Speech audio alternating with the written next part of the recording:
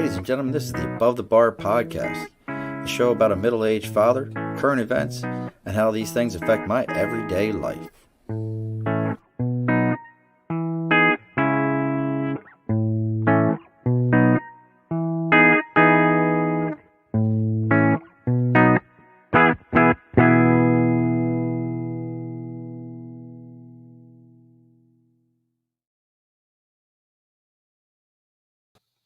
Alrighty, folks, welcome to another episode of the Above the Bar podcast. We are here today, very special Wednesday. A lot of things happen. We got a lot of stuff to talk about today, and we brought the right person. So if you're gonna announce things, you're gonna talk about things, you're gonna prep the crowd.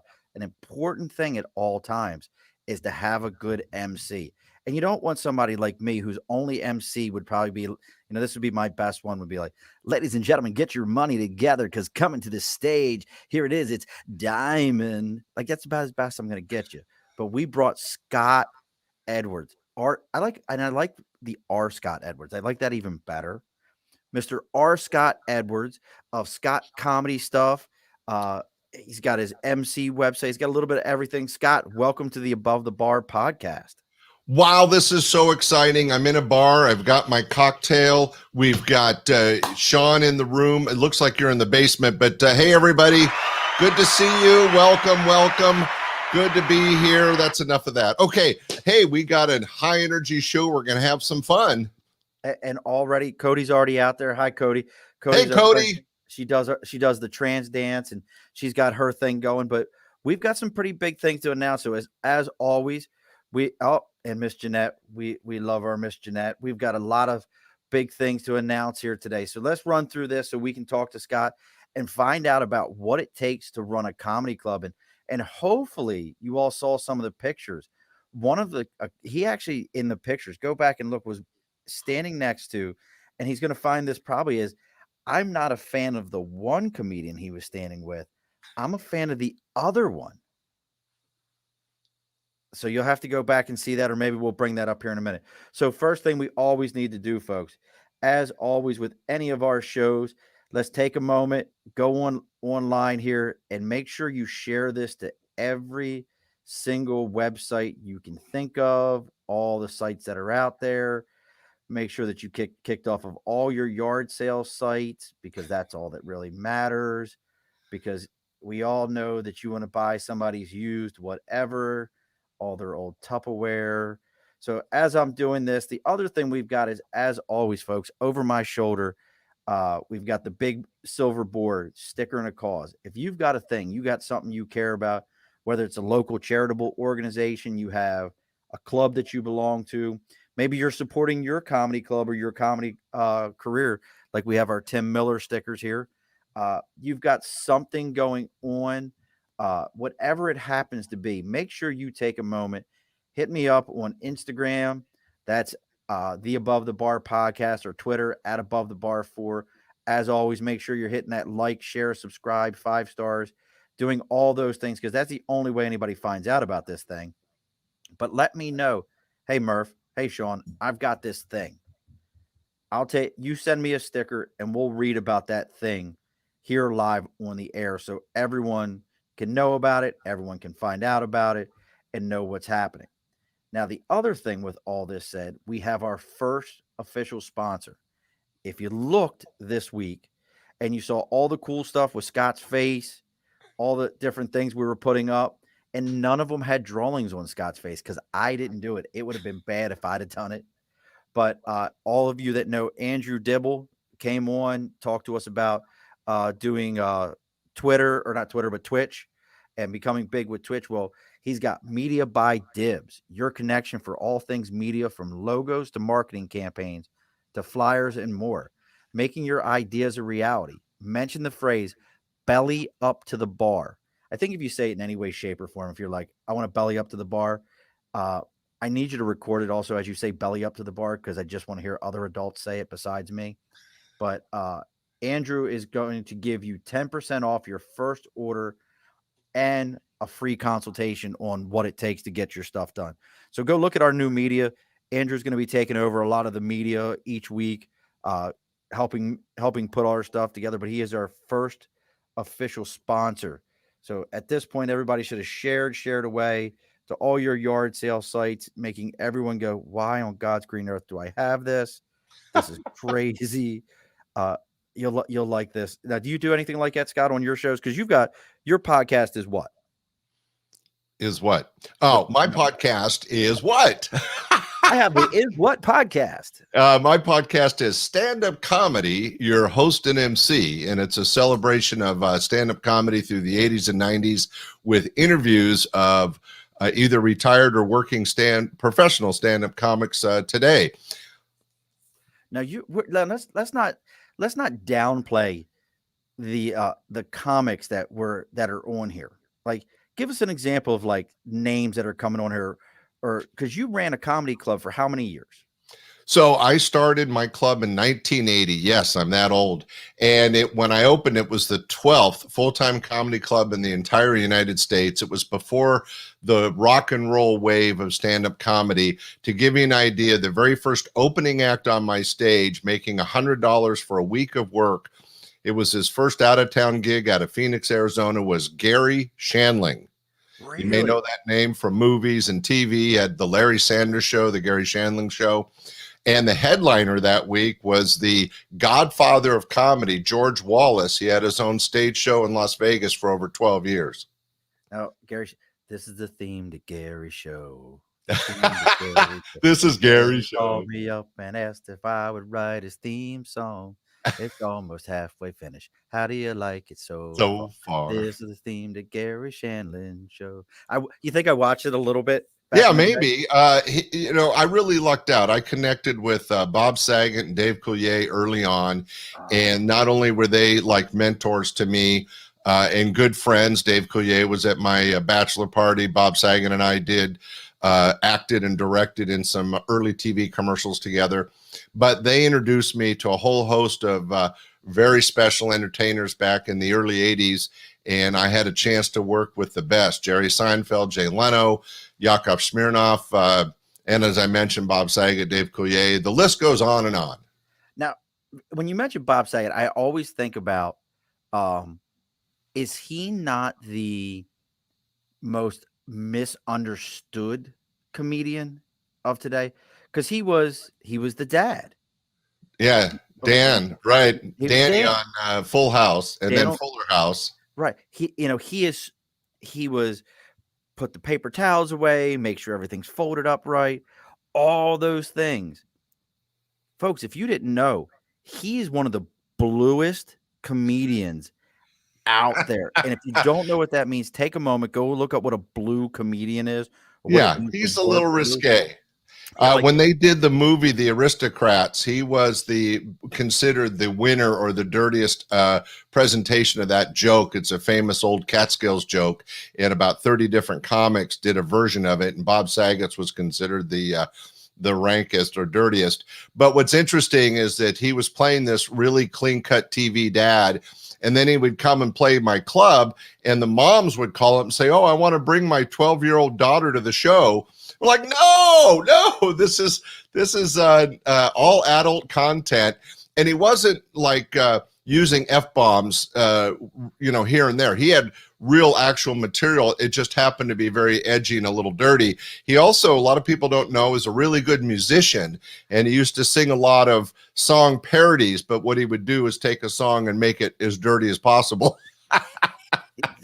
That's what I'm saying. Like when people are like, "Oh, Bob Saget." I'm like, no, Bob Saget, you don't let your children listen to Bob Saget at all. There's Andrew's up here. He's bellied up to the bar. That's our Andrew Dibble, or from Media by Dibble. And always Miss Amanda Love stopping by wherever all the ladies are. It looks like a lot of Andrew, I wrote down the name of your company. I was just telling Sean, I've been on over 20 podcasts as a guest, and this by far had the best promotion and marketing, and I was complimenting him. And now that he told me his secret sauce, I'll be reaching out to you because you're doing a great job for him. And I'm going to just take a second because I know it's part of your backstory, but you didn't mention it at the beginning, and I think it's something to celebrate. Ladies and gentlemen, Sean is a U.S. Marine, and I just think we got to say thank you for your service and the fact that you put all this together into a podcast and are out there reaching out, not only as a dad and as obviously a guy that likes bars, but also as a retired Marine. I'm really proud to be a part of your show. Well, I appreciate that, good sir. Thank you very much. And we're for those of you that watch the live, we switched it up today. I'm not drinking bourbon. Oh, so funny because I am. I normally would have bourbon in front of me, but today we switched it up and it's beer today. I switched it up. Well, you have a high-ranking guest like me. I think beer fits. Look, there it is. Look, and as I say that, Andrew gives it a good Semper Fi, and then my Jeanette knows no Telomar due tonight. I don't. I have Wrench. It's a great. So that now you're on the left coast, right? Yes, it took me a second. Yes, you're on the left coast. Do you? It's scary to be here. Have good this is such a upstate New York where we're at in the Albany area, and such a this portion. We have incredibly good high-end snotty snooty beer, like to a level that you can't understand, that people will follow beer trucks around to get these things. Like in California, I imagine you follow wherever the dispensary guys go in to get the right stuff. Here in New York, you follow the beer guy around. Do they have beer in California? Yeah, I'm in Central California. We are known for really good snooty wine. I will say that the brewery concept has slowly caught on, and my wife and I enjoy a good porter or ale, and we try to find the right places. But even in the summer, a lot of even the breweries won't carry a good stout, and I find that challenging. I like a beer that's also a meal. Yes. Well, you know what? Guinness is actually one of the lowest calorie beers. Oh, really? For as dark and as heavy as Guinness seems, it's actually a low calorie beer. But I'm actually a fan of. Have you ever had Murphy's Irish Stout? No, I have not, but I'm putting it on my list. That's another good one. Well, it helps that I grew up. My parents owned a liquor store and a bar as I grew up. No, really? No, seriously. And Maryland's Maryland's one of those states where we don't have ABC stores. I don't know if you know what that is. That's big. But we don't have ABC stores. You have bars, and you can have a liquor store, and a liquor store sells beer, but they're not open on Sundays. And I don't know if it is this way or not, but you couldn't buy anything on Sunday, so you had to stack on Saturday if you were gonna drink on Sunday, unless you went to a bar, and then you could buy. We don't have things like that. I was born and raised in Northern California, and there's plenty of liquor stores and bars, so I'm not aware of that kind of regimentation to sales. When I decided to open a bar, I did open my first bar as a beer wine, and then we converted to full liquor. And then when I ended up with a chain of clubs, I had 3 of them. They were all full bar, full restaurant, full food service. But it was we didn't open until 5 in the afternoon, and we were always done by 9, 10 o'clock on the weeknights and about 2 in the morning on the weekends. So we weren't going for the food sales or even the liquor sales. Our idea was get them in, get the money, and kick them out. So now I have to tell you, Scott, it's these things are fascinating to me that you're talking about. And Jeanette's telling you right now, see, this is a local brewery. Founders does an oatmeal breakfast stout. So yeah, oatmeal stouts can be really good. My wife likes the coffee stouts and hard beers. I'm not a coffee drinker, but there's some chocolate-based ones. One of my favorites, a macadamia nut stout that is amazing. But I think every region, I would love to come to where you are and try some of your beers. I bet they're much better than some of the stuff we can get around here at times. Well, but you never know. I'll make you a deal. Yeah. If you find your way to the right coast and you get out here, especially around this area, I promise you, we will find somewhere We will sit down and have we'll try many a different adult beverage. Maybe Sounds we'll get the good. guys from New Scotland Distillery to bring some of their whiskey, Oh, Pick Six love a Vodka good to come scotch. over. Like, this is just a unique area for that. But you bring that up, so you've been in this, I don't want to say entertainment, but as somebody who grew up with parents who owned a liquor store, and our bar had a raw bar to it. It had you could order food from it, things like that. It had a kitchen. So that really is entertainment. Food is entertainment, especially today. One of my, heroes, I guess hero is the right word to use. I was a huge Anthony Bourdain fan. Loved Anthony Bourdain. He turned food into An event. entertainment. Yeah. It was an event. Me trying something at a food cart outside of it used to be Dirty Water Dogs or something like that, and nobody cared about it. But now, like, he helped turn that into an event. What was that like for you? Like, when did you start, like, owning restaurants and bars? Because I also want to talk about the other side of this is you've written TV shows, correct? I produced 3 TV series, did some radio. I've kind of played when I had the comedy clubs were very successful in the 80s. I made my share of money, and I used that to do unique things. I don't know if you had a chance to read my one sheet, but I owned a submarine for a couple of years. Yep. I had a beach shack in Hawaii, but That was the coolest thing, the beach shack in Hawaii. Like, yeah, it was amazing. I was a single male working this beach shack with all the pretty young ladies on the beach. It was a tough job. However, did you get through those days? Yeah, it was challenging. But what I was trying to say was I'm a serial entrepreneur. My first company was a small construction company. Then in the disco days, I was doing portable music. I opened up the comedy clubs in 1980. I carried that until 2001, so 21 years. And during that time, I'm sorry? What was the name of the comedy club? Laughs Unlimited, an all comedy showroom. I've heard of Laughs Unlimited. Oh, well, it is famous in the left coast. And we had an opportunity to work with a lot of celebrities. Robin Williams hit my stage twice. Here's a great story that most people don't know. In really early on, there was a little known actor who was preparing for his very first sitcom, Bosom Buddies. And while trying out and getting ready for the show, he came to my club. You may have heard of him, Tom Hanks. Heard of once or twice. Yeah. He came to my club because he had to do a comedy set on Bosom Buddies. And while I taught him technique, Bob Saget wrote a material and ended up doing a 5-minute set on Bosom Buddies. And it was all from his week at my club. And that little claim to fame in connection with Tom Hanks. I'm sure he remembers the situation. He probably doesn't remember me, but he's done okay. Did all right. Well, I mean, Amanda Love is a big Bosom Buddy fan, only because she's concerned that Tom Hanks does drag better than Amanda Love does. So I have to ask when we see each other this weekend. I'll have to ask him. I have to ask her who does it better.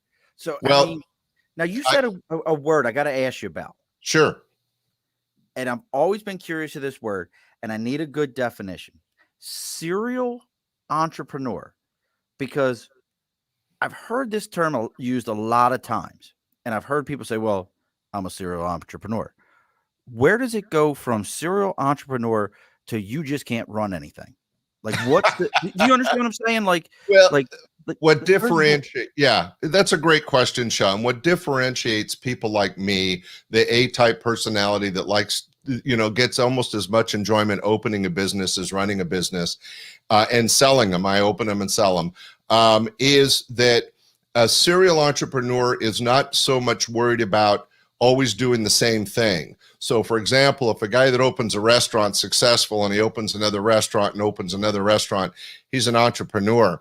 But if you have a construction company, a portable music company, a chain of comedy clubs, a submarine, a restaurant, an art gallery, an insurance agency, a travel agency, all these different businesses that I've owned and started. Oh, we're getting a little feedback. I lost you. I lost your audio. So, oh,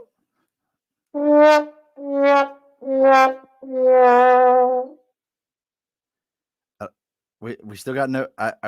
We've lost Scott. Your mic is muted. Let me see if I can unmute you. You're muted. Unmute. Cannot unmute your guest mic. The guest isn't connected. It says your mic isn't connected. So at least your headphones are connected and you can hear me. This is how this works, folks. This is how they get you to buy their tapes and everything is they tell you, oh, you're back. Yeah, I had to do something. I'm sorry, Sean. Everybody be patient. This is live. This is what live's all about. Thanks for putting in the trombone. That was perfect. So I was saying something I'm sure excruciating important, but it really is all about my theory was doing stuff that I had fun. I wanted to have fun with life. I just find, and that's one of those things, I hear that term all the time. Especially you do podcasts, you see like these different websites that are out there. Oh, you can, this guest wants to come on, that one wants to come on. They're a serial entrepreneur. And you're like, I was always like, what are you doing that you're closing a business and opening it? But isn't that really the goal? I guess that's my idea of always what I've thought about being a business owner. I would love to open something, get it running, have it making money, and sell it off to somebody else so I can go do something else. Because I don't want to, because when it starts to suck, I don't want to be there. Well, not so much suck, but after you've done it for a while, you've done it for a while, right? I mean, Laughs Unlimited, my comedy club, is still operating today. I sold it in 2001. It's had 2 owners since I sold it. And I'm very proud that it just passed a 40-year mark. It's one of the oldest clubs in the country. So not only one of the first, but still one of the oldest. But I had been there. I'd done that. The audiences were changing, so I moved on. My wife would tell you that I'm a little crazy, but I get bored with something and I'm ready to do the next thing. So, I'll run a business for 5 or 10 years and then, okay, what's next? And so like right now, I'm doing podcasting. I have my website, scottscomedystuff.com, where there's an online comedy course. There's a membership site where you can watch videos of Bob Saget and Dana Carvey on stage. I'm always looking for that next adventure. Kind of like you are doing now, Sean, to be honest. So this is something for me. I've always been told I talk too much. So I figure why not find a place where I can do it and talk to people? And then I was also told I'm only good in small doses. So I figured most people like me for this amount of time. And then after it's over with, they can say great things about me because they haven't dealt with me much more beyond that. So I think it's perfect. Yeah, well, you do have to have the gift of gab. One of the things that anybody that worked for me would tell you is that in the early days, I was just like any other struggling comic looking to find my voice on stage. But, after a few years of it, I really enjoyed it. I enjoyed the engagement of the audience, the love you feel, the energy you feel from the audience. And by the 90s, I was no longer booking opening acts because I was doing 15 minutes up front. Oh, wow. So I would just have a featured act and a headliner because I was doing the warm-up. Now, not everybody enjoyed that as much, but I did. Jeanette's and this is why Jeanette is my co-host without being my co-host. This is why I love her. I don't have to think of important things. Jeanette wants to know, did you work with just American comedians or did you work with international? We know Yakov Smirnoff, who, if you don't know who Yakov was, he wrote an amazing book back in the 80s, how to something in America with 20 rubles or something like that. It was something along those lines. He was regularly on Night Court with Jim J, not Jim J. Bullock. God, what was his name? Harry Anderson. Harry Anderson. Thank you. Was regularly on Night Court and just, he was a regular guy. You saw him on comedy stuff. He was always hitting the big scenes. Yakov Smirnoff was amazing. Yeah, Ronald Reagan named him America's treasure, which was really special because he was literally a Russian immigrant. In fact, I was one of the first clubs he worked. When he came over, he was an opening act at my club, still learning English when he came to work for me. And we just interviewed him. It's in my podcast list. Check it out. Great stories. But to answer Jeanette's question, Kelly Monteith, who had his own show in England for over 10 years, was a regular at my club. We had, you're going to love this, Sean, because you're the right age. Were you ever a fan of Monty Python? Absolutely. Yeah, I mean, you had to be, right? Yeah. So I was a huge Monty Python fan. I actually had a chance to book Graham Chapman, one of the original Monty Python troupe, and he came to my club twice and spoke on his stories of, hanging out with the Beatles and the Stones and what it was like making In Search of the Holy Grail and stuff like that. It was, I was meeting my hero. But he was from England. Kelly Monteith was from England. Yakov from Russia. But overall, they were American-based comics. Quite a few came out of Canada, but I don't know if I could, name any off the top of my head. Well, I may have to kick you off here in a minute, Scott, because with Jeanette saying, "Oh my gosh, I love Kelly Monteith," I can't have you stealing my number one fan.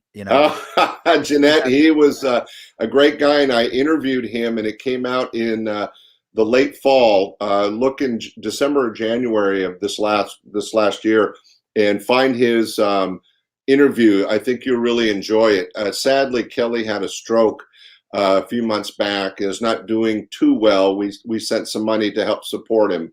But if you get a chance, check out the podcast interview on stand-up comedy, host and MC. If you're a fan of Kelly Monteith, you'll love his interview. And the book, Amanda Love went and looked the book up for us. It's America on 6 rubles a day. I knew it was something along those lines. So now you brought up Monty Python. We have to do this real quick because I love movies. And I think I've seen every Monty Python movie. If there's one I haven't seen, I don't know what it is. Favorite Monty Python movie? Well, it's still the Holy Grail, but only because I could probably do it word for word. I've seen it so many times, but they had some amazing movies. But even I'm such a fan. I was really enjoyed Fawlty Towers, their British TV show where they really learned their trade. Did you ever watch an original Fawlty Towers show? I don't think I ever have. I was a Life with Brian guy. Oh, okay. Life with Brian. There's nothing better than the Life with Brian. Oh yeah, no, that's great. There's some really good. If you go to the Google or YouTube and look up Fawlty Towers, they had little half-hour shows in England that were just so out there. The BBC wasn't sure what to do with them, but they turned themselves into stars, much like Kelly Monteith. So I really find the comedy club thing just so fascinating to me. Just the entire concept that, like you said, there was only 11. You were number 12. You were the 12th apostle of comedy club. You never thought of it that way. You were the 12th apostle of comedy clubs.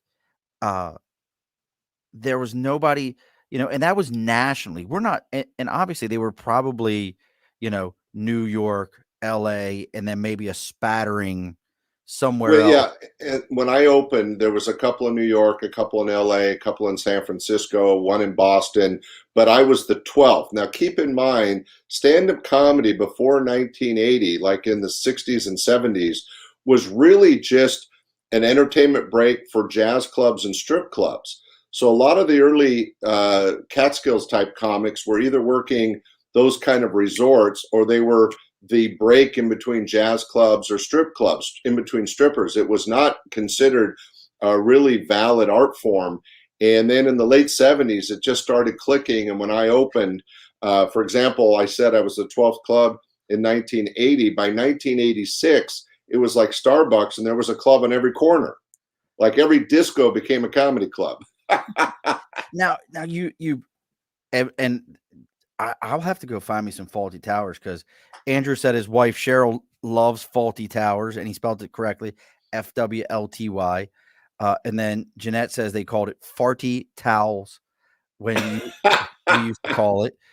If you didn't figure it out, Jeanette is originally from jolly old England, and actually, Tally ho! So that's why she asked that question. And and I love this. This is so great to say. She used to live in Papua New Guinea. Papua New Guinea. See, I was used to the cousin. Yeah, cousin New Guinea. Cousin New Guinea. But and obviously not looking for you to, and you said it yourself, the rock star comedians of today, as you were watching the club change over 20 years. So you watched it go from, Red Fox being that important, George Carlin being that important, to Red Fox going to jail for tax evasion, George Carlin doing Thomas the Train as the host, and these guys that were truly edgy. I think they would be edgy today, personally. I mean, you still watch people drop Carlin videos. What do you think about them compared to today's comedian that's trying to just sound? I feel like today's comedians, a lot of them want to sound edgy. Right. And they're doing it the wrong way. One of the reasons I sold my club was both the audience and the comics were changing, and I was getting older. It wasn't as much fun, but I don't think it's funny to say I went to the frickin' store to get some frickin' bread because it was frickin' Tuesday. And you hear way too much of that in comedy these days. But also, the audience have changed. Imagine somebody like Don Rickles in this woke society. He would be, tarred and feathered, right? He could not do his material. A far more newer comic, the pitbull of comedy, Bobby Slayton, one of my favorite regulars, constantly tore up the audience. I mean, really funny, but it was all interaction with the audience. He can't work anymore because the audience is, oh, you didn't like my sweater, and they're out of there. Mickey Mouse was in the club? What the hell? Sorry, my voice gets high. Here. Look, Donald, they don't like us in the club Thanks anymore. for calling me on that. Look, Donald, they don't like my ears. Get Rick Calvert out there in California, he'll come get you. But you bring it up like Don Rickles. I love Don Rickles. He was Mr. Wonderful himself, Don Rickles. And actually, somebody told me, and I don't know, I could never quite get it, but Jim Norton is Don Rickles' son. Oh, I didn't know that. I think that's what it is. So if you ever listen to and a perfect example of trying to be edgy is thanks, Amanda. You're right. Is what's his name? Is Opie and Anthony used to have the radio show, Opie and Anthony show. I always felt like they were being edgy to be edgy.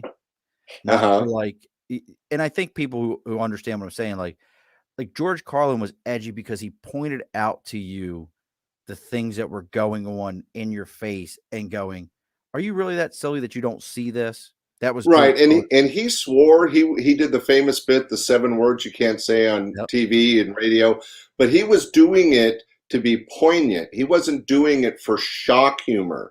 Imagine Sam Kinison or Bobcat Goldthwait and what they did back in the 80s and 90s compared to what we are seeing now in 2021. It's a different age, and not only are the comics different and struggling to find the right way to approach this audience, but the biggest challenge is the audience has changed. Now, I regularly interview stand-ups, and I have a clubhouse room every Monday at 6 where we talk about comedy, and it is one of the challenges for professional comics. You never know who's going to be in the audience, and the pendulum has swung so far to where everybody's insulted. I'm hoping that the pendulum is starting to come back and we can go back to just being real people. And that means, it should be okay for me to pick on myself or pick on something if I'm doing it in a lighthearted way. Nobody's trying to hurt someone's feelings. We're just making fun of our normal piccadillies, right? Right. Well, that's, you bring up the great point. The comedian, I don't want to call it a safe space because there's the other side to the coin. The guy who played Kramer on Seinfeld. I know who they are. I'm horrible with names with most things. I'm that guy that goes, that person from that show? You remember the one? It was pretty funny. It was good. I Oh, can't. that guy. That guy. You know the one. I'm making my wife hopefully bring me a new shirt. This shirt is driving me nuts because the neck's like I feel like that commercial where the guy and the girl are sitting across from each other for And their he's got the, yeah. and his shirt, and this is like Wah. and it's like a good fitting shirt. Well, I think the ladies in the audience aren't really listening to us because they're overcome by the white skin of your neck. Looking like Pale Rider himself. The only person in the world who's actually iridescent.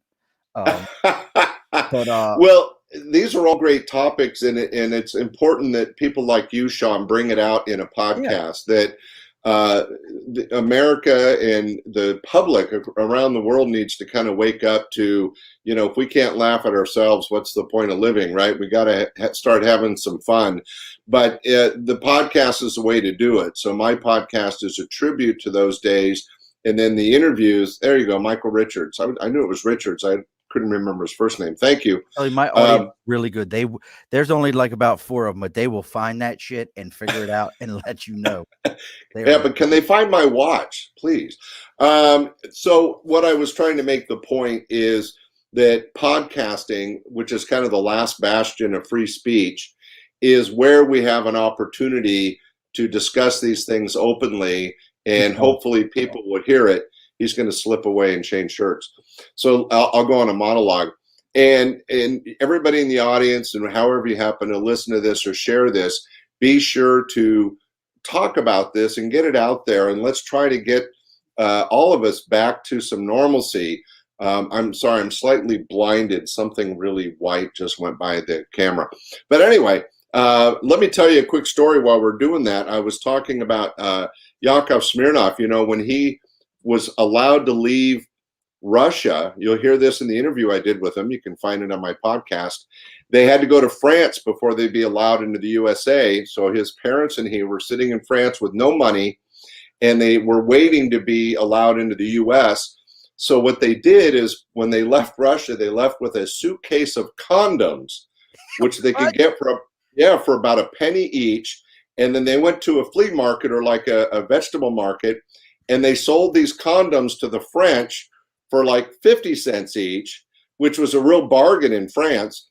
And it was really funny because Yakov's mom would say, buy these condoms or you'll end up with something like this, and would point at Yakov. So, use a condom or you get a crazy kid.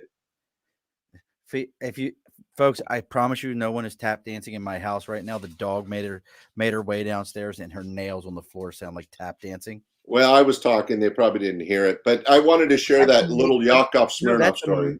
That's amazing to me, because that's one of those things. Like, you're very funny, Amanda. But that's one of those kind of things where the comedy is genetic almost. Like, he grew up in a household where it happened and where it was like that. But staying on this topic, because I find comedy, like, people talk about, people would what is the scariest thing in the world is to publicly speak or something like that. Public speaking is a big phobia. Right. So I think about comedians and how many people think, well, I can go up there and tell jokes. Let me tell you something. I sit here and I do this podcast, and Scott does a podcast, and we enjoy what we do. It's a lot of fun, but I promise you, and I have friends that have been doing this for way longer than I have. Herb's been doing this for over a decade. He was like an early adopter in the podcast. When I look on my screen and I don't see a number of somebody who's watching me, you won't hear it in my voice, but in my head, I'm sitting here going, I need to share this. I need to find people. I got to get someone. It's an addiction. You did 15 minutes. When you finally got your 15 minutes, and you weren't going on the road, Scott, you weren't making that. No, I'm not a comic. But when you got your 15 minutes that made sense, that you could get a couple good chuckles, giggles, and guffaws out of, you could make that happen. What was that? And I mean this, what was that drug like? Well, a lot of comics, and I would tell you that it's addicting. It's an adrenaline rush when you're on stage and you're connecting with an audience. and everything you say, they react to, and they're engaged. There's nothing like it. Now, here's what's also true, though, Sean, is that everybody, me and Jay Leno and Dana Carvey, have all experienced bombing. So there's also times that you go up, and no matter how funny what you say is thrown out there, the audience doesn't accept it or go along with it. So it's the yin and yang of show business. One of the as an analogy of difference, singers are really lucky because since birth we're trained that when a person ends singing a song, even if they suck, we all applaud. Oh, well, you got through the song. We're so happy for you. Right. Yeah. Thank you. In comedy, that doesn't happen. If you're not connecting with the audience and you're not funny, they let you know. And there could actually be, hey, I'm out of here, and you hear crickets, right? I don't have the crickets noise, so I have to play that one for you. Now, Amanda's got a great question here, and so 20 years open. Obviously, what was it? Tuesday, Thursday night, open mic, whatever it was for you. Have you ever seen someone, maybe they came in now, and let me roll this back and get my thoughts together here, because did you do the TV movie thing where you brought somebody in and you had them stand on stage, do their act, and then you made a determination whether they could come on? Did you do that? We did an open mic every week. We had a comedy competition for years. I've dealt with seasoned professionals and really like once in a lifetime amateurs. And that can sometimes be painful because I have an empathy for anybody that goes on stage that has the guts to go on stage. And then when they bomb or they just can't do it, I have an empathy for them because I know they really wanted to succeed and they couldn't. But yes, to Amanda's question, stage fright is a real thing. And you'd be surprised how many professional comics and even actors have some level of stage fright, but what makes them a professional is that they fight through that and they perform anyway.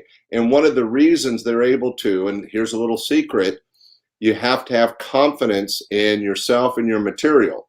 So if I have stage fright, but I know that I've been on stage 10 times and this 5-minute set worked, even though I have stage fright, I'm going to get myself up there and do those 5 minutes because I know they worked before. So there's a lot of confidence building and material building in stand-up comedy. Now, and if this is one of those questions where you have to go, I cannot answer, or you can kind of skirt around the answer. Did you ever have someone that came to the club that, and I know there's somebody, I know the one for me that I think about, anyone that come to the club and go, everybody was like, this is the thing. Like, they're the one, everybody loves this person. And you were like, I don't get it. Like Dane Cook. I never got Dane Cook. That's me. I'm not a Dane Cook guy. I tried to understand it and everybody was like, oh, his comedy's amazing. Yeah, comedy is one of those things that everybody has a different opinion on, and that's because it's all about connecting to the audience or the person. But I'll give you an example. You ever heard of political satirist Bill Maher? Absolutely, yeah. Yeah, famous guy, still out there doing his stuff. He's one of only 2 acts in the history of 21-year history that I fired midweek and sent home. So take that, Bill Maher. You're a rich billionaire and I'm not, so bleh. Yeah. You're part of the catalyst for Bill Maher being as great as he is. This fucking Scott Edwards thinks he's fucking somebody fire me. I'll be damned.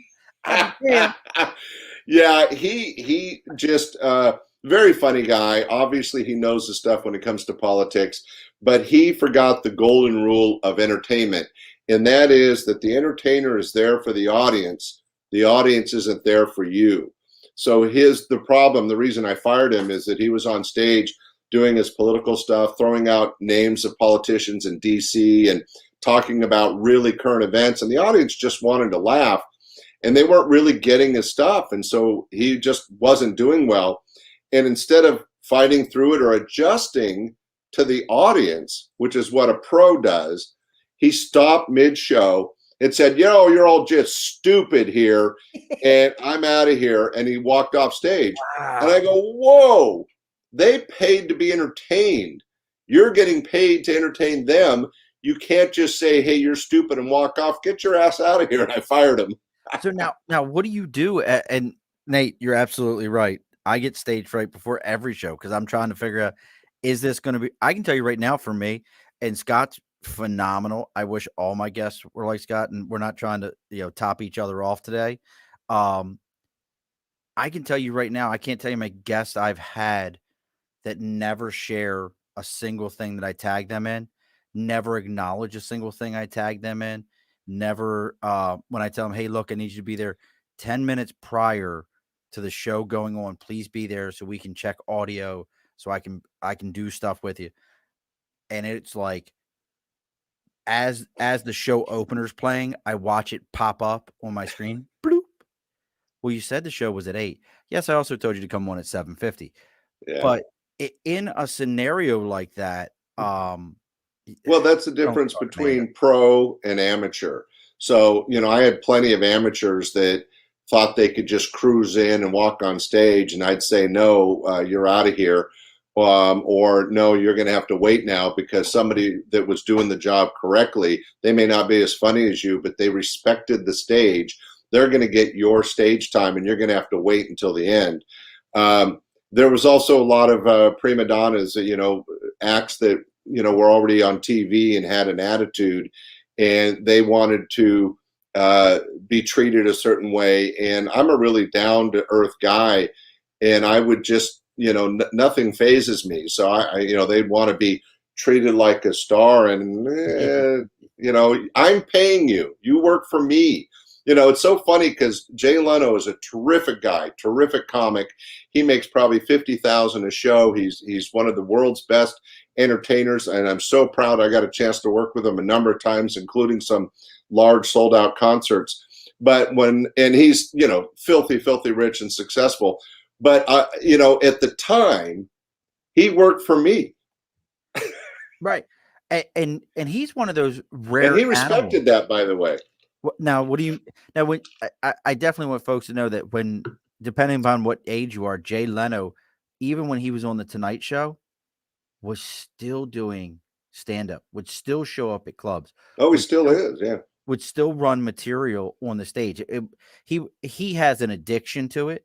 But now when you say that Jay Leno worked for you and respected it, in that environment, so I know I have a good buddy of mine, Keith. He's not able to listen tonight. But I know a few guys that this is what the business they want to get into. They want to be stand-up comedians. I want to sit behind this mic and have this conversation.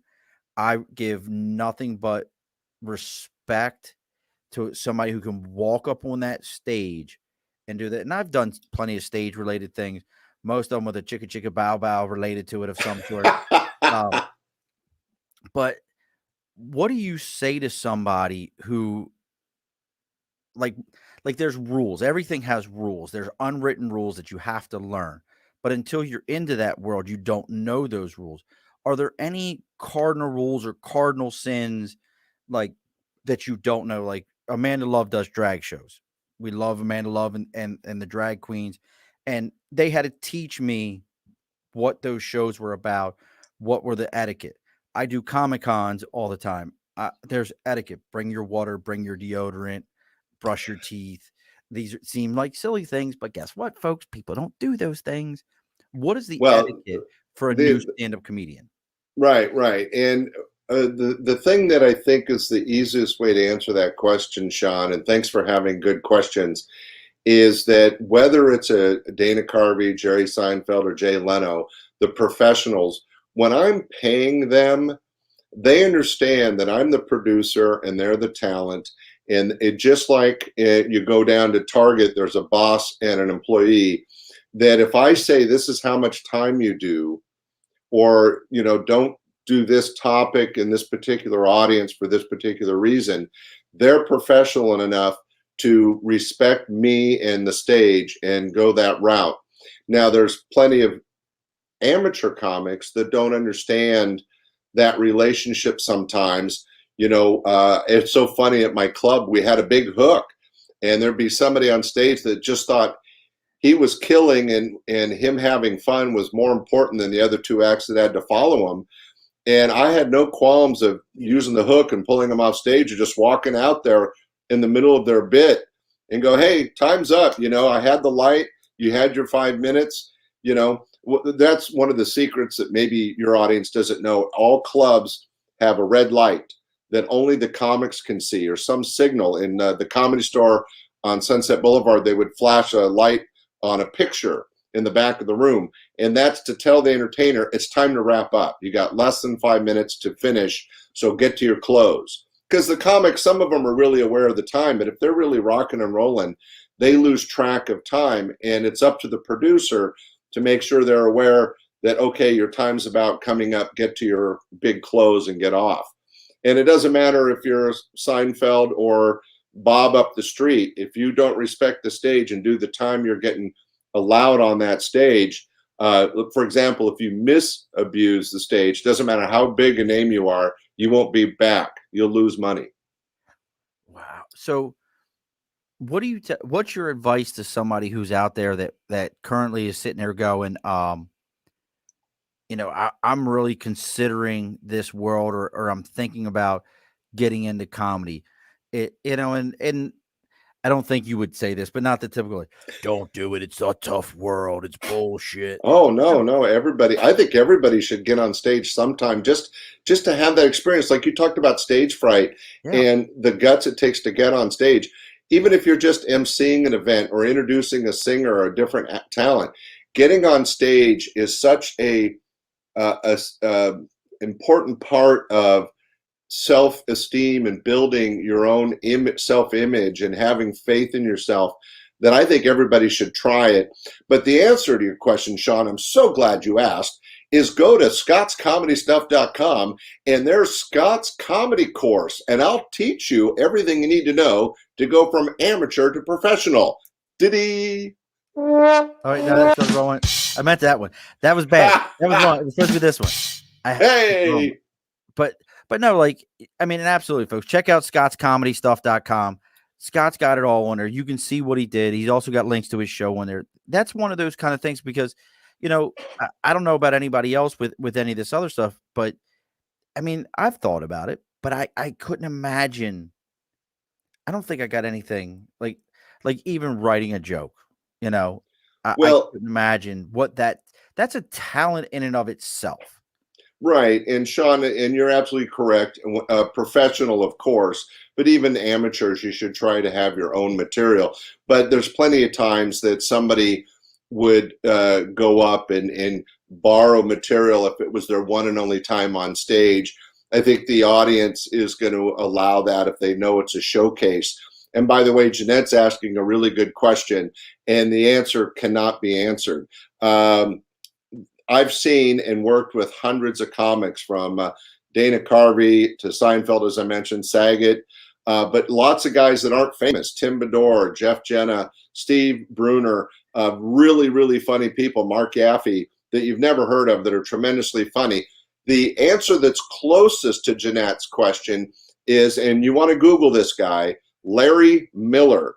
He has done over 100 TV shows and movies. You're going to see his face and you're going to go, oh, that guy. He was in Pretty Woman, a famous scene in Pretty Woman.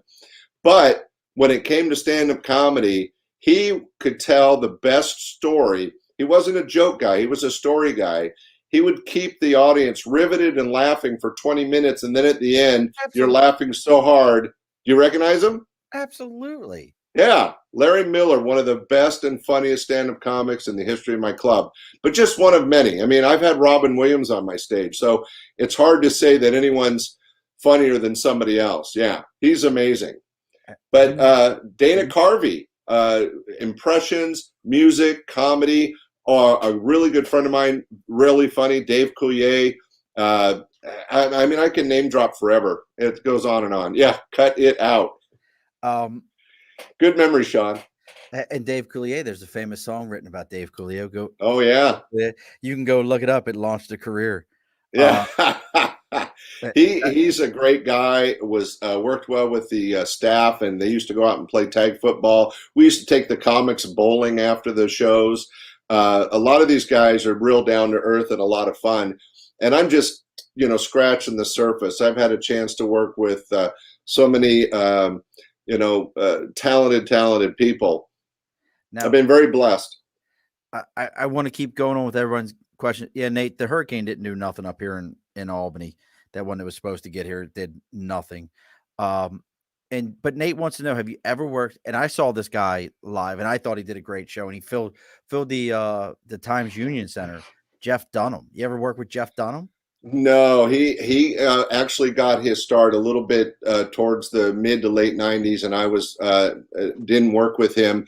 Dave Strassman and Willie Tyler and Lester, Jay Johnson were the famous ventriloquist I worked with. Jay Johnson was on the TV show Soap with his buddy Bob, and then Willie Tyler and Lester. Soap.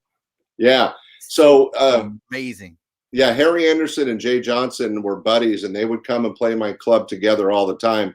And he's a tremendous ventriloquist. Willie Tyler and Lester, who got a start in Detroit, used to travel with the Supremes and other famous Detroit Motown acts. He was an original Motown act. Dave Strassman, he was amazing ventriloquist. He was one of the first guys to have an animatronic dummy. So he'd do his whole show like a normal ventriloquist, and then he and the dummy, and I can't remember his name, would get in a fight, which they always did, and he would leave the dummy sitting on the stool, and he would leave, and there would be this great 2-minute pause, and then the dummy would turn his head and look around and go, "Is that asshole gone? And let's talk about him." It always scared the audience because right. The movie with the doll had been out. Poltergeist or Chucky or Chucky. It was Chucky, where a doll all of a sudden comes to life. So Chucky had been out and was kind of famous, and then you have this guy with an animatronic ventriloquial figure, and it was always through the audience. It was amazing. So Dave Strassman is somebody keep an eye out for. He's still out performing. But Tom Mctigue, another terrific guy that was on the TV show Baywatch, very funny comic. Just got married a few weeks ago. I mean, there's just a wealth of entertainment out there. Now, one of my personal friends, very funny, Bob Worley. I'm throwing out names because these are I don't know Bob Worley. Some of these names I don't know. Some of them if you tell me what they're from. So you brought up Soap. Jay Johnson show. How freaking great was Soap? And that was you bring that one up. I don't know if I've ever watched, and I watched it probably reruns because I was born in 76. So I was probably watching either USA or TBS reruns of it or something along those lines. But that was such an amazing show. And there's never been one like it or after it. Well, it was one of the early kind of counterculture shows. So Soap was all about making fun of, soaps were huge in the 70s. And the 60s, and it was really mocking that kind of serial TV. And what was great was they were openly mocking their own industry by doing this bizarre comedy. There's been a few, like it since that were making fun of an industry or TV itself. But Soap was the first, and Jay Johnson and his ventriloquial figure Bob were big regulars on that show and terrific ventriloquist. Now you said 3 TV series that you produced? I did a 1 hour special for Fox, and then I did a series, a 12 show series for ABC, and a 16 show series for NBC. But it was all regional. It wasn't a national show, and it was basically live at Laughs. It was we were taping shows live at my club and airing them, and it was a lot of fun, but it taught me a lot about the industry. Okay. And I was the host. Well, that's what's most important. See, I got my TV, 15 seconds of fame, 15 minutes of fame. Now, well, see, I asked that because you kind of brought this up to my mind, and we just hit the hour mark. So you got to let me know, Scott. I can just talk. I have that horrible disease of I can just. Well, we talk. don't want Jeanette and Amanda and everybody to fall asleep. Well, they won't. They'll stick it out. But what I was thinking about is TV. We don't have, I don't think we have good sitcoms anymore. Like you brought up Fuller House. Fuller House was a good rebirth of a sitcom. But I was thinking about this. Soap was great. Benson was great. Sanford and Son was great. Oh, All in the Family. All in the Family. There's that genre. And then you move it forward when you used to have TGI Fridays, when you used to like, you wouldn't go out until after the Friday shows were over or the Thursday shows right. Nobody's over. got that hold. TV doesn't have the hold it used to because everybody's watching their little phone screen. But I would say The Big Bang Theory, which, by the way, another comic is a producer of that. You said that. Look at that. As soon as you said it, Nate answered you. Yeah, Big Bang Theory, I think, is the most recent, really successful story where people got into the characters. It was really well written and funny year after year. And the producer on that used to be a stand-up comic. His name's Mark Sandrowski. Look for his name when you watch the show. But he used to be a stand-up comic. And I think Big Bang Theory is, this generation's the Seinfeld show, right? I mean, Seinfeld was a very popular show. The Tim Allen show was huge. I mean, there's been some sporadically, but I would say you're correct that the 70s really broke the ground on a lot of important sitcoms. And 80s. Do you know how many episodes of Seinfeld I've watched? No. Was that your middle finger? It could be. I've watched one. I watched the very final episode. Oh, that was their worst. Only because everybody's like, this is going to be so historic. It's, simulcast, live. I thought that was their worst of the whole series, but that's my 2 cents. People that were really into Seinfeld thought it was okay. I was not a fan of the final show, but Jerry is one of those guys you were mentioning, Jay Leno. Jerry Seinfeld and Jay Leno both still do stand-up comedy as often as they can, and there's not a lot of actors / comedians that you can say that about. Janetta, I've only watched one, and I did, but see, I'm like weird. My friends always tell me I'm weird with the show, so I can't get into Seinfeld. I find nothing interesting about it. I didn't like what's the other one about meth? The show about meth. I don't know that one. Yes, you do. Oh God, what the hell is the show? They're in Arizona and they're cooking meth, and I guess I missed that somebody one. will send it here in a second. I can't think of the name of the damn show. Yeah, I don't watch that much TV. Breaking Bad. I knew Tom would jump in out of nowhere. Breaking Bad. I never saw that. I wasn't my cup of tea. Don't watch three of them. It's so. My brother was a guest of the feds in the state for many years, and I visited several prisons. That was enough for me. That was good enough. That's a perfect example. And and we've talked about comedy being subjective. Breaking Bad, to me, I tried, and it was one of those shows where I binged it, watching like folding laundry, and people were like, "I'm like, this is bad. Watch the second season; it gets better. This is bad. Well, this is still bad. Watch there's another one, Sean, that I don't understand, but is doing really well. Is The Walking Dead? I'm gonna delete you now. You get deleted.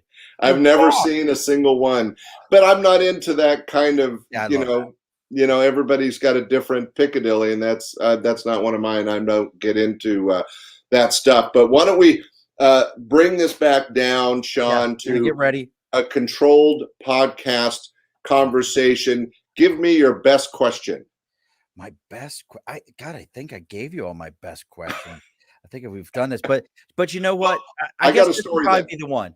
So, serial entrepreneur. You've owned clubs. You've done TV series. You've produced things. You've got this. You've had the tiki hut in Hawaii, the submarine. You've had all these different plethora of things that you've done, Scott. Um, what's the one, if today somebody said, "Hey, you've got to go back and do blank, and this is it." What's the one that you say, "Okay, I'm going to go do this"? Well, the chain of comedy clubs and doing comedy was really the most exciting. The one that I would go back and probably redo was the submarine. So I'll share that story real quick. So I'm involved with a company called Snuba. I'm one of the original owners. Snuba is underwater snorkeling. It's all over the world. You can't go anywhere where there's ocean and there's not a Snuba company. It's underwater snorkeling, basically. The guys that started building these semi-submersible submarines, and they launched one in Hawaii, and I helped them launch it. I helped them build it. I was in the shipyards of Oahu, putting on the final screws and decals and stuff, and I was so excited about it, and it was a huge success in Hawaii, that I said, I'm going to have a submarine. So I got a couple partners, and we built a submarine, and we launched it in Monterey Bay, and we had there for about a year and a half. But that was one of my biggest failures, because Monterey Bay is such cold water. There was algae bloom all the time. And so we had to pay a diver to be cleaning the windows all the time so the guests could see the otters and the sea lions and the kelp forest. So that failed. We ended up selling the submarine to the Wrigley Gum family, and it still operates in Catalina Island.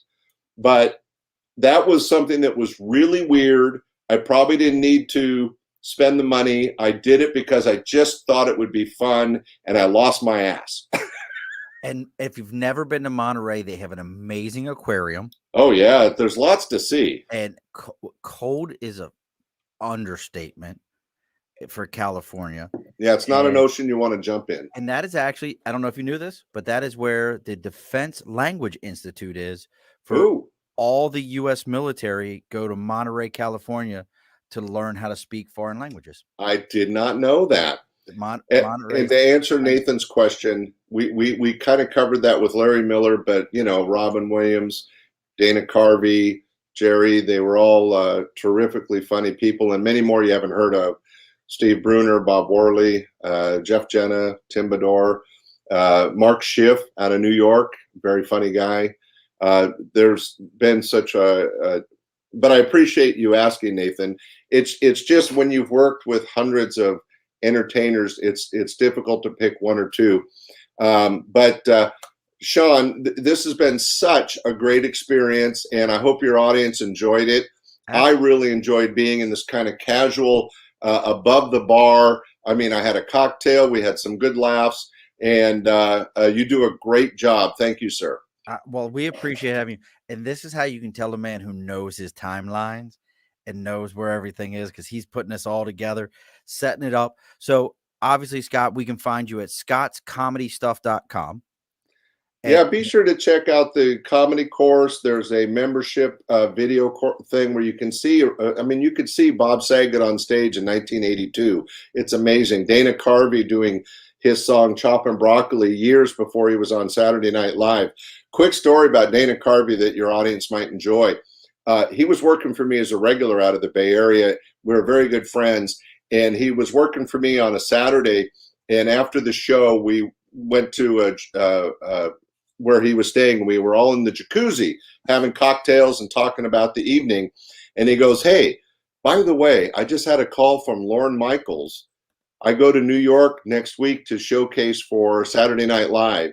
And we celebrated in the jacuzzi that night with him, but he was scared. It was like, yeah, this is really a great opportunity, but I'm like this local comic musician, and I'm going to New York. It was really an exciting time. And of course, he got the gig and went on to fame and fortune. But one of his famous songs, Choppin' Broccoli, the video of that is on my membership. That is so amazing. So obviously that we can find all this on scottscomedystuff.com. Make sure you folks check it out. We also have your podcast, which is Stand Up Comedy, your host and MC. It's on all the directories, Apple, Spotify, iHeart. Check it out, Stitchers.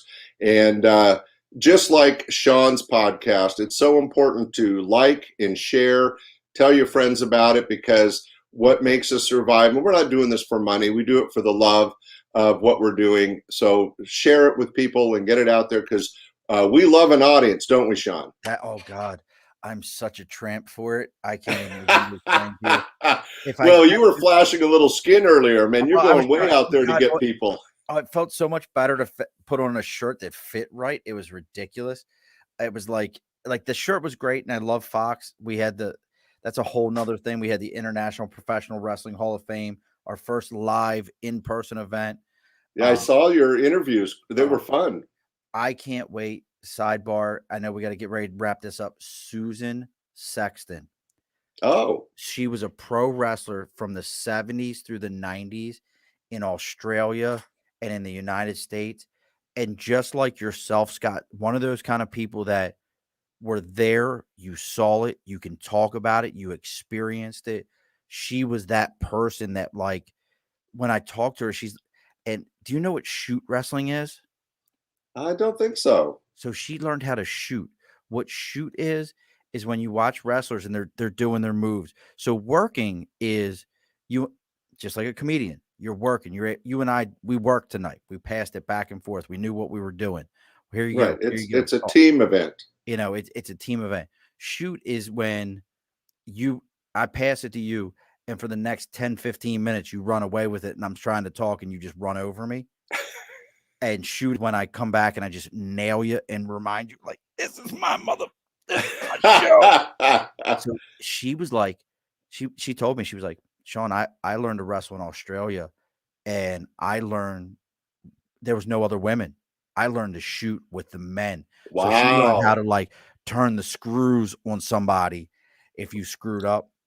Amazing woman, amazing conversation. Well, I'll be looking for that interview. It sounds like a blast. So much fun. I got to get her back. And she lives here in Albany. That was the crazy. Oh, wow. She's here in Albany with me. So anything coming up, anything other than, obviously we have Clubhouse. Well, Clubhouse, you don't have to be invited to anymore, right? No, you just go into Clubhouse, 6 o'clock Pacific Standard Time, 9 o'clock your time, and look for the room. It's called Laughs, Adding Humor to Podcast. But it's me, 2 professional comics, a professional comedy writer, and a professional speaker. And what we do is we offer advice and discussion about comedy and podcasting. It's a club pod room. So if you get a chance, check it out. Come join us some Monday. Sean, you'd be a great addition. You'll have to send me a message, because I am this is the only thing that I know is happening once a week. This is it. Past here. And well, thanks for having me. My wife will tell you, like, I shut down all family events. They're like, oh, we got, it's Wednesday. It's almost 8 o'clock. I don't want nothing to do with you people. We're done. So yeah, my wife knows that she's abandoned every Monday at 6. See? So she appreciates. Maybe we should share phone numbers between the two of them. They can talk. They can call and complain about us. Hey, Sean, great show, great audience. Absolutely. I love that your watchers and listeners participate. I don't have that on my podcast. In fact, I'm about to produce my 100th show, and I'm trying to get my listeners to contact me so I can interview them for that 100th show. So hopefully I can get the kind of reaction you're getting, because it makes it a lot more fun. Sorry? You're not getting my Jeanette.